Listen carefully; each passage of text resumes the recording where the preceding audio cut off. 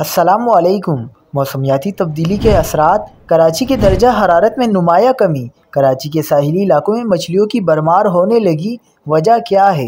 क्या आप हालात हाजरा से आगाही हासिल करना चाहते हैं?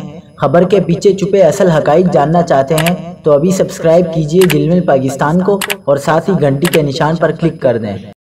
आपको बताते चलें कि मुल्क के मुख्तलिफ साहिली इलाकों में हालिया बारिशों के बाद मछलियों की गैर मामूली अफजाइश देखने में आ रही है।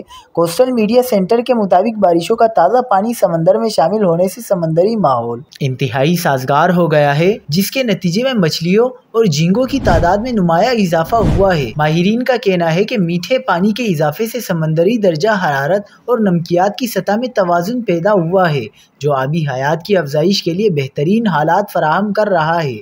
यही वजह है कि हालिया दिनों में मछलियों की बड़ी तादाद साहिली इलाकों के करीब देखी जा रही है। दूसरी जानिब मौसमियाती तब्दीली के असरात के बाइस कराची के दर्जा हरारत में नुमाया कमी देखी गई। महकमा मौसमियात के मुताबिक कराची का कम से कम दर्जा हरारत गुज़िश्ता रोज़ के मुकाबले में 3 डिग्री सेंटीग्रेड गिर गया। कम से कम दर्जा हरारत 23 डिग्री सेंटीग्रेड रिकॉर्ड हुआ।